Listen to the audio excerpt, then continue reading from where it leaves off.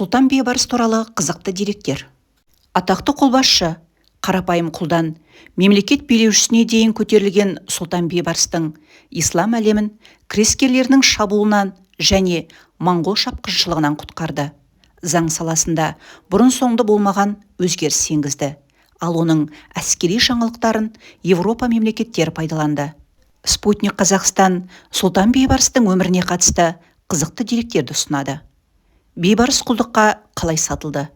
Сұлтан Бейбарыс араб тіліндегі толық аты жөні Әл-Мәлік, Әз-Захир, Рукн-ад-Дин Бейбарыс, Әл-Бундақтари Әс-Салих 1223 жылы Дешті Қыпшақ даласында дүниеге келген. Тарихи деректерге сәйкес Бейбарыс Қыпшақ тайпасының Беріш руынан шыққан.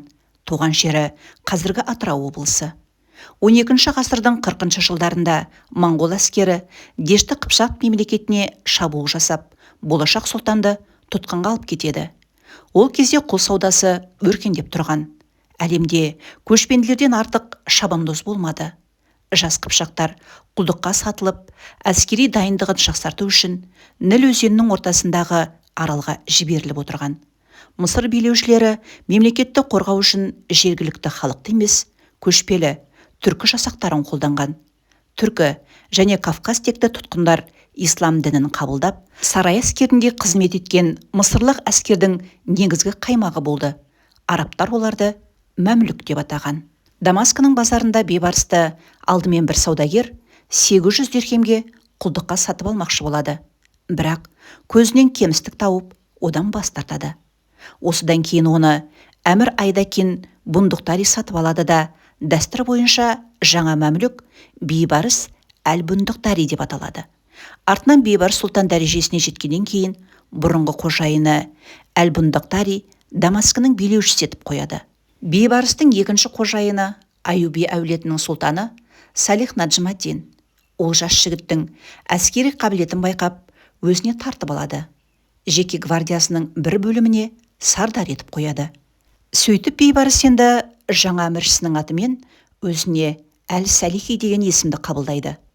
Бейбарыстың өзі сұлтан болғаннан кейін балалық шағы мен құлдық кезеңі туралы мәліметтерді тарихта қалдырғысы келмеген. Сарай жазушысы Абд әз-Захир өз еңбегінде кейбір маңызды мәселелерді айналып өткен. Сол себепті бүгінде сұлтанның балалық шағы мен туып өскен ортасы туралы мәліметтер өте аз. Жас батырдың жетістіктері. Бейбарыс өзін мықты сарбаз әрі қабілетті стратег ретінде көрсете білді. Соның нәтижесінде Мысыр сұлтанының жеке гвардиясының қолбасшысы болып тағайындалды. Ал крескерлер жорығы кезінде алғашқы әскери табысына қол жеткізді. 1250 жылы Бейбарыс Франция королі Луи IX әскерін талқандап, корольді тұтқынға алды. Осы шайқастан кейін мәмлүктердің күші мен бедел өсті. Салих сұлтан қайтыс болғаннан кейін таққа оның ұлы Тұраншах отырады. Мұрагері Айбек екеуінің мәмлүкке деген сенімі азаяды. Олардан құтылуға тырысады. Бейбарыс басшылығымен сарай төңкерісі жасалады. Мемлекет билеушісі Тұраншахқа қастандық жасалады. Жаңа сұлтан Муяз-ад-Дин Айбек таққа отырған бойда қастандыққа қатысушыларды өлім жазасына бұйырды. Бейбарыс біраз уақыт бой тасалап, Сирияға кетуге мәжбүр болады. Мәмлүктер Айбекті өлтіргеннен кейін Бейбарыс Каирге қайта оралды. Таққа жаңадан отырған сұлтан Музаффар Саиф ад-Дин Құтыз Бейбарысқа Бағдатты алғаннан кейін моңғолдарға қарсы жорыққа басшылық етуді тапсырады. 1260 жылы Айны-Шалут маңында өткен шешуші шайқаста Бейбарыс 2000-дық әскерімен 20 мың моңғол сарбазына қарсы тұрды. Моңғол әскерін Хулагу ханның басшысы Кетбұға басқарды. Қарсыластың саны едәуір басым екенін ескеріп, қыпшақтар атты әскерге қарсы зеңбіректерді қолданған. Моңғолдардың жылқылары шошынып, артқа қаша бастады. Мәмлүктер оларды қуа жөнелді. Бейбарыс таққа қалай отырды. Айын-Шалут маңында болған шайқастан кейін Бейбарыстың беделі күшейе түсті. Құтыз неге екені белгісіз сұлтан әмірлерге мол сый-сияпат жасайды. Ал батырды елеусіз қалдырады. Осындай әділетсіздікке күн алмаған Бейбарыс басқа әмірлермен астыртын сөз байласып, Каирге қайтар жолда Құтыз сұлтанды өлтіреді. Әмірлер бейбарысты Мысырдың сұлтаны деп жариялайды. 1260 жылдың соңында бейбарыс салтанатты түрде Каирға кіреді. Бейбарыстың ресми аты жөніне Рукн-ад-Дин, аудармасы діннің тірегі титулы қоса берілді. Бұл атақ бейбарысқа кресшілерге қарсы табысты соғыстар үшін берілді. Билік басына келісімен бар күш-жігерін кресш жорығына қарсы шабуылға жұмсайды. Негізгі шабуыл 1265 жылы басталады. Содан крест тағушы франктердің қамалдарын бірінен соң бірін жаулап алады. Одан кейін Кіші Армения патшалығына, Кіші Азия селжұқтарына қарсы жорықтар жасап, берберлерді бағындырады. Бейбарыс өмір бойы қыпшақ тілінде сөйлеген, ал араб тілдес халықтармен тілмәш арқылы түсініскен. Мәмлүк мемлекеті мықты елге айналды. Билік тізгінін мықтап қолға алған бейбарыс әрбір қалада тұрақты әскер ұстады. Мемлекеттегі тәртіпті нығайтты. Сарай маңында орын алатын өзара қырқысуларды түпкілікті тоқтатты. Оның тұсында мәмлүк мемлекеті көркейе түсті. Мәмлүктерге әлемнің түкпір-түкпірінен көпестер ағылып келе бастады.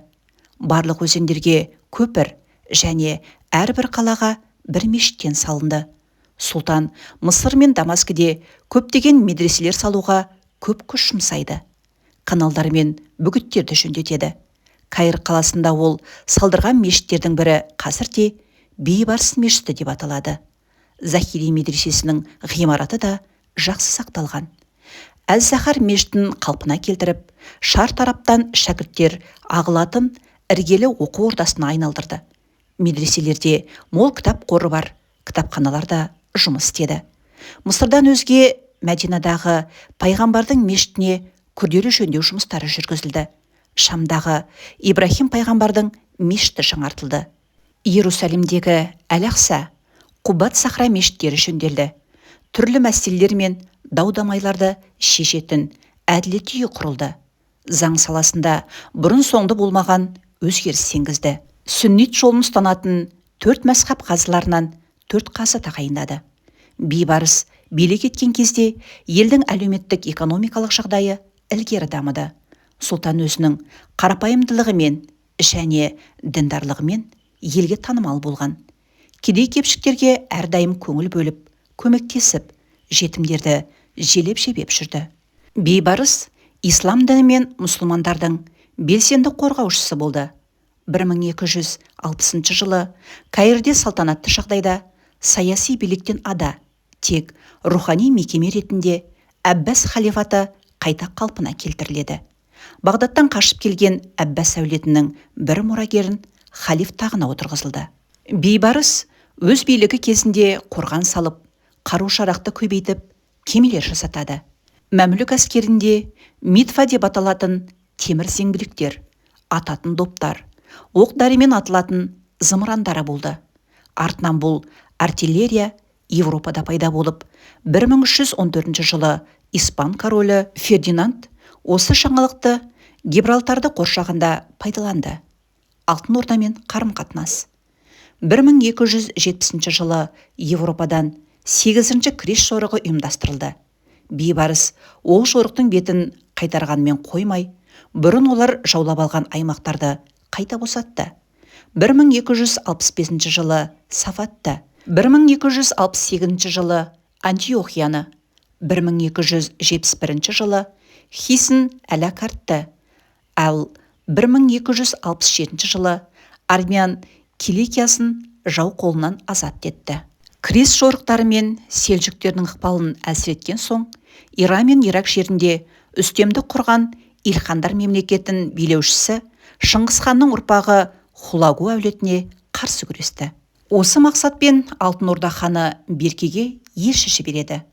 Содан бастап Мысыр мен Алтын Орда арасында тұрақты дипломатиялық қатынас орнап, екі ел арасындағы одақтастық Алтын Орда ыдырағанға дейін сақталады.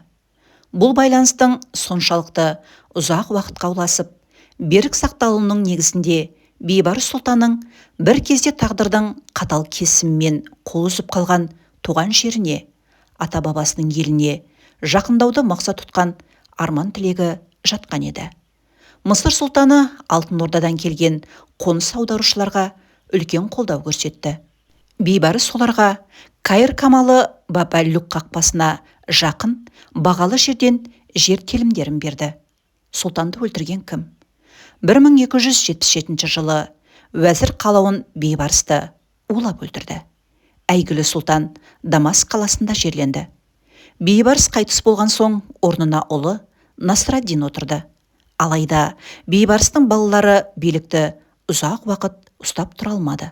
Билікке жетуге тырысқан мәмлүк әміршілері оның ұлдарын өлтіріп, ақырында Қыпшақтан шыққан келесі әмірші Сайфуддин Қалауын билікке келді. Бүгінде Сирия астанасы Дамаскіде Бейбарыс сұлтан кесенесі бар. Қазақстан оны қалпына келтіру жұмыстарына үнемі атсалысып келеді. Бейбарыс сұлтанның кіндік қаны тамған жері Жайық өзенінің атырауында алып ескерткіш орнатылды.